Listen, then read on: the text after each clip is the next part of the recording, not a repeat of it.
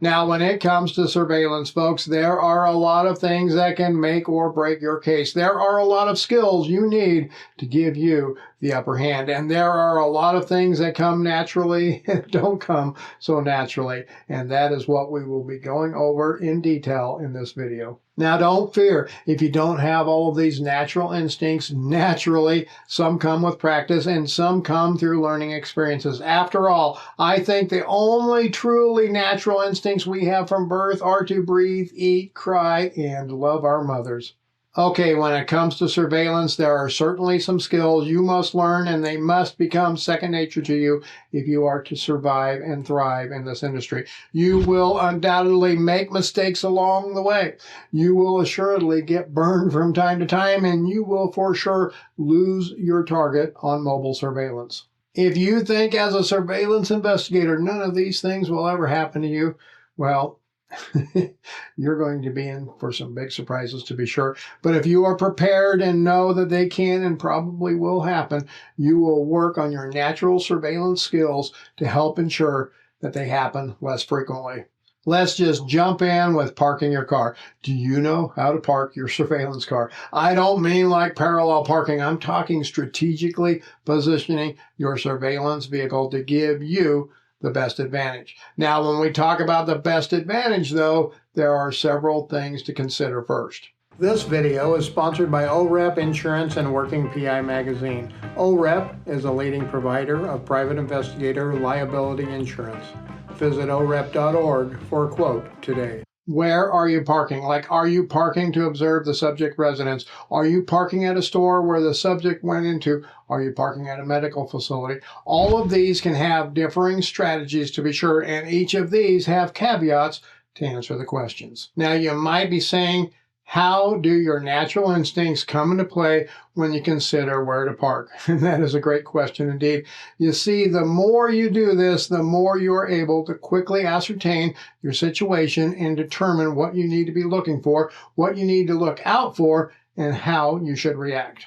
On most surveillances, I can just pull into the neighborhood, even in the darkness of the wee hours of the morning, ascertain and evaluate the situation, understand what parking spots are available, and determine what one is the best one for me, given many differing factors. Now, I can do this because I have been conducting surveillance investigations for 13 years. It has just become second nature or natural instinct for me. But I didn't always have those natural instincts, to be sure. I remember one of my first cases, I literally parked at the end of the driveway of my subject's rural residence because all I had heard up to at that time was the park across the street.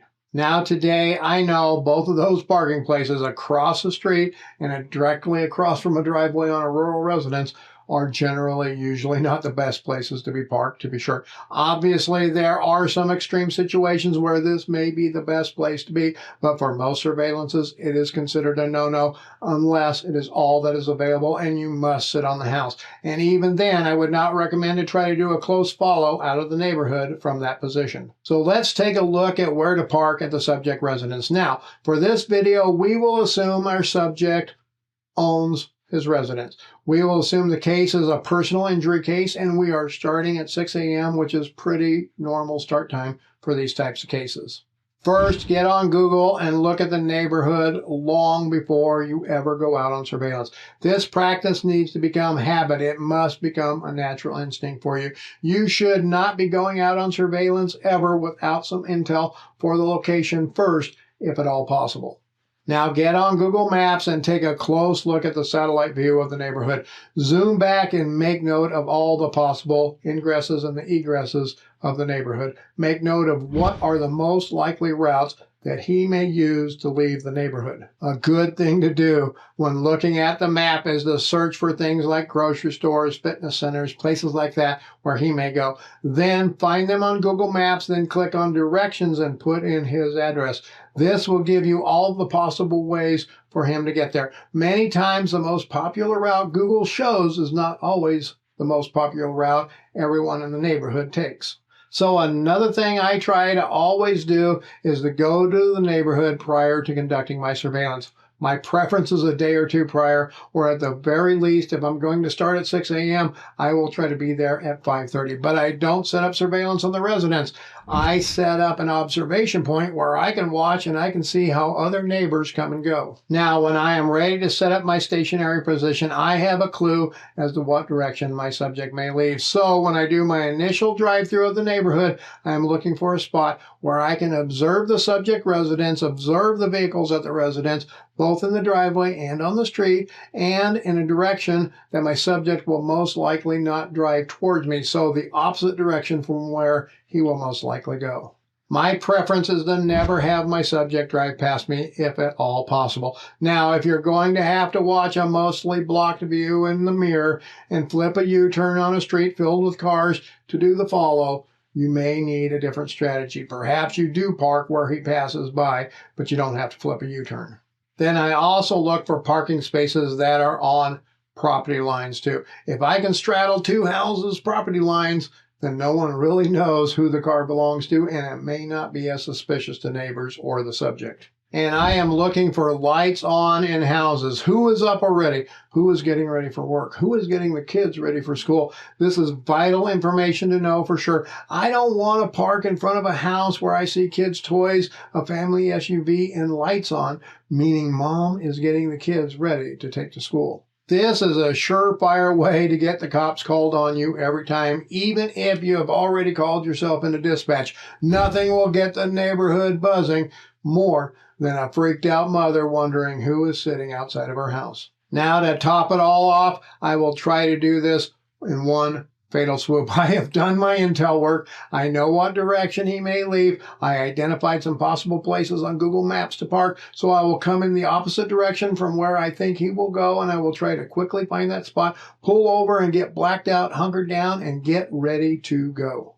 This, folks, is all with natural instinct. When I first started, I would drive through the neighborhood 3 or 4 times before I picked a spot. Then as the day went on, I might switch spots. Then I would question myself and maybe move back. The lesson to learn, make sure you make your best judgment call, get hunkered down, and sit there no matter the circumstances. Now, your subject has left the residence. You have followed your subject and his wife and his 2.6 children to the local grocery store. Now, what do? This, folks, will come more naturally to you quicker probably than parking in a residential neighborhood. Most parking lots are fairly similar, unless you get in certain areas like here in the mountains. Parking lots for grocery stores in the mountains can be, well, kind of wild at times. When I follow someone into a grocery store or a mall or a big box store parking lot, wherever I go, I first try to follow slowly. I get a good position where I can grab my video as they walk into the store. Then after they're inside, I quickly identify a parking space where I can park and see the entry side of their car. Then I grab my covert camera and I head in to get video of them inside. Now, a key here is to get back to your car before they leave the store. If you can't, though, your car is at least positioned where you can get some video as they enter their car. Remember, this is a personal injury case. Vehicle entry video is golden for these types of cases. If you get out of the store before your subject as you are walking to your vehicle, be on the lookout for parking spaces to the rear of the subject's vehicle. This needs to be at least 3 or 4 rows in an empty parking lot, or it can be closer if it is a packed parking lot. Now, get in that position so you can get video from behind and you can more easily observe and follow as your subject leaves. Okay, let's look at one more parking scenario really quick. If my subject goes to a medical appointment, I treat it much like a grocery store, except I usually do not enter the clinic. I just get the video of him entering, then I try to position my vehicle to the rear of his vehicle for that sweet video spot and an easy tail out. But many times that is not always possible. Sometimes I will take a front parking space, then go on foot surveillance and sit on a bench outside or in a waiting area inside the clinic with my trusty covert camera. Then when my subject leaves, I get my video of him walking towards his car. Once he has entered, I head to my car and I get ready for the follow.